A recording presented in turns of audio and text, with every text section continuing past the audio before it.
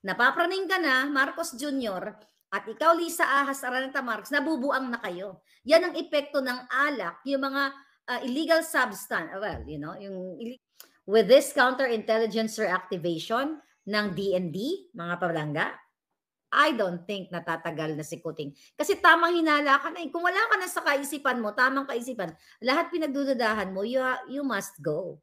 Ito nga mga kababayan, bago natin ituloy ang video na ito, kung bago ka lang sa aking YouTube channel baka pwede makahingi ng like at subscribe at click mo na rin ang notification bell para updated ka sa aking nilalabas na bagong video. Salamat po.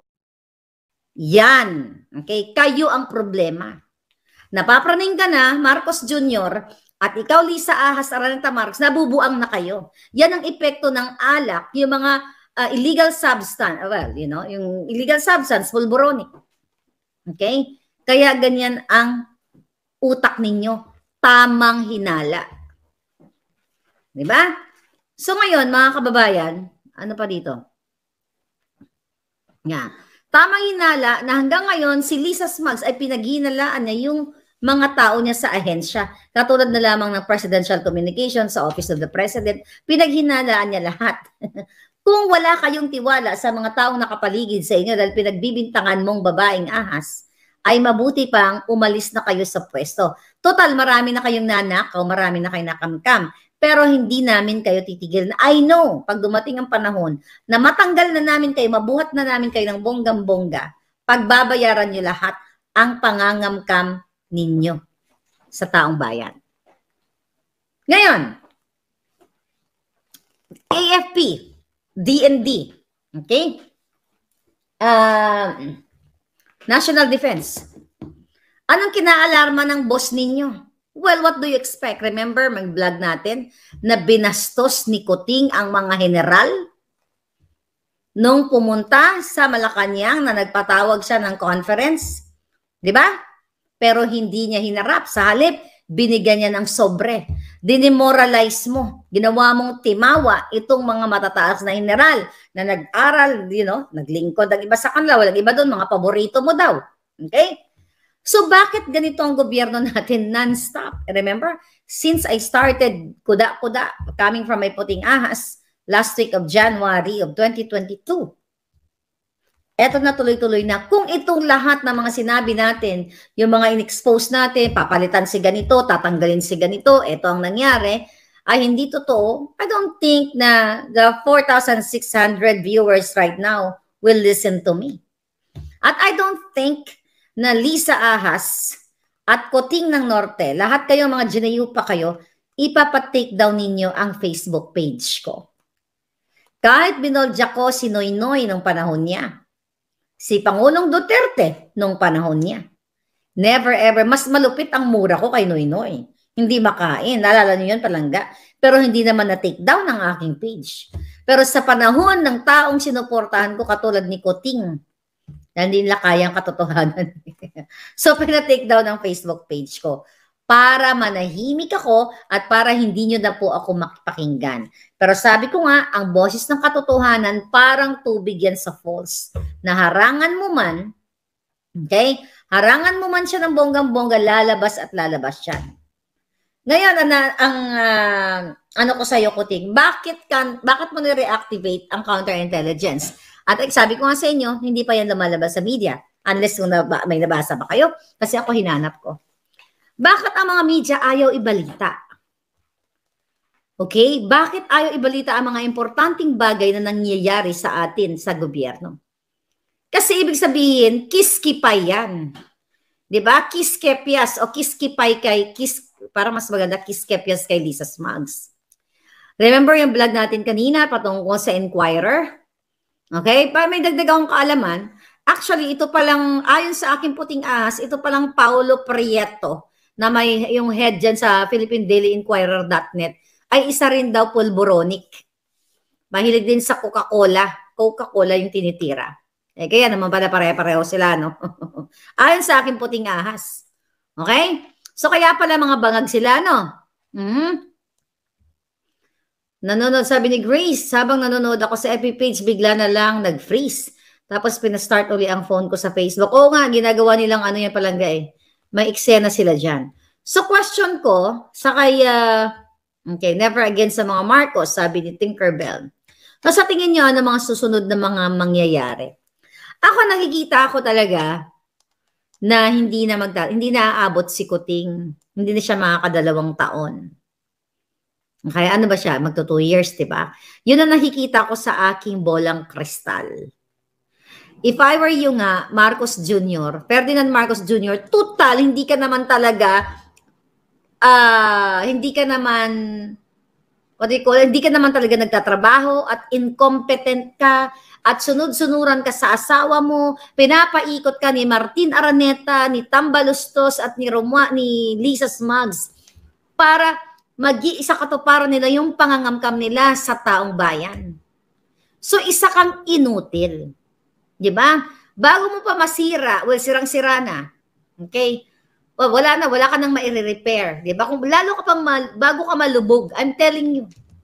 Sabi ko sa inyo, may power tong ballpen ko. Bago ka pa malubog ng taong bayan at makita ng buong mundo ang mga dapat hindi makita.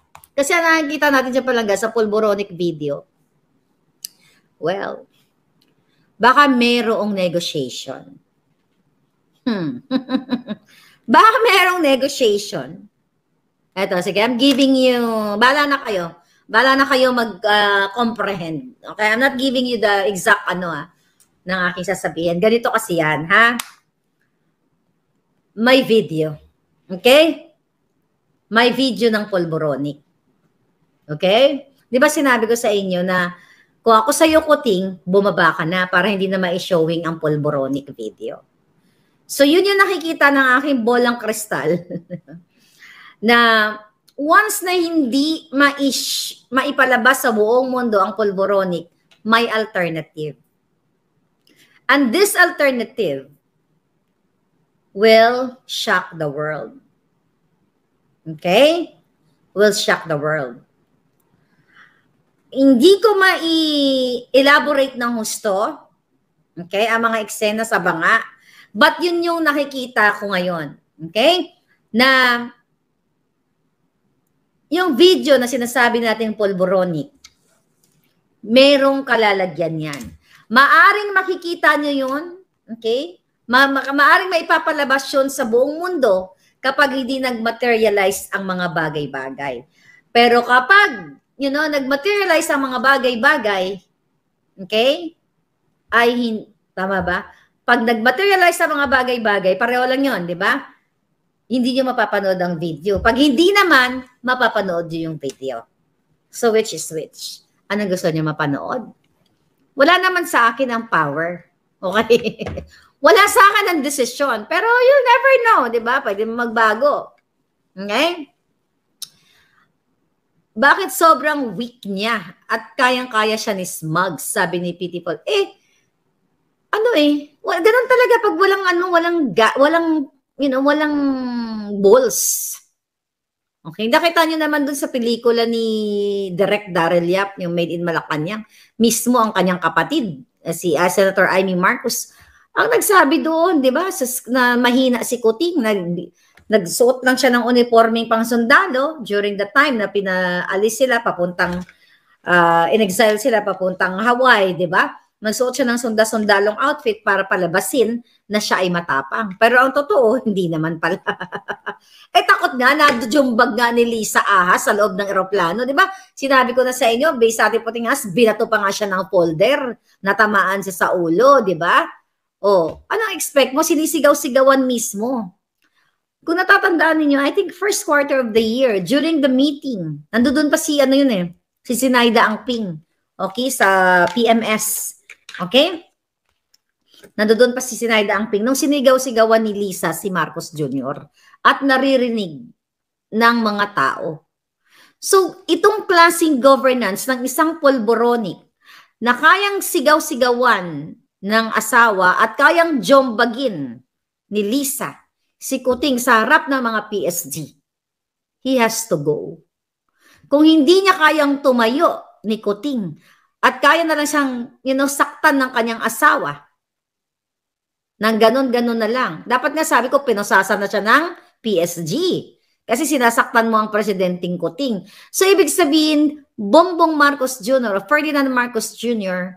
never ever na magiging leader o maging leader ng Pilipinas dahil sa ganitong qualities na wala siyang bayag at sunod-sunuran siya sa kanyang asawa. At the fact na hindi siya nagpapatakbo sa bayan natin, sa Pilipinas kung mahal, okay, Pilipinas nating mahal, ay dapat umalis na siya sa pwesto. Hindi lang ang pamilya niya, okay, yung Marcos family niya, minus the Araneta, yung silang magkakapatid.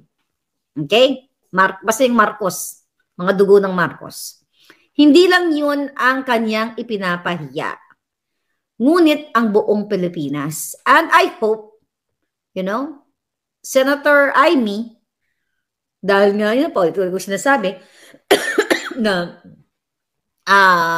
nakikita, alam naman ni Senator Amy yung kababuyan ng ginagawa ni Lisa at ng kanyang kapatid, alam niya yan. So, bibigyan na ba natin siya ng taning?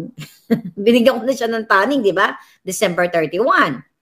Pero mainit-init ang mga susunod na hakbang o pangyayari sa politika. With this counterintelligence reactivation ng DND, mga palangga, I don't think natatagal na si Kuting. Kasi tamang hinala ka na. Kung wala ka na sa kaisipan mo, tamang kaisipan, lahat pinagdududahan mo, you must go. Kasi kung maayos ang panunungkulan ni Kuting, kung hindi sila nakipag-business partner kay Michael Ma, kung hindi nila isinasama si Michael Ma, okay, na pinangalan ng smuggler dyan sa Congress, mga palangga, at isinasama pa nila sa kanila mga mga kababayan,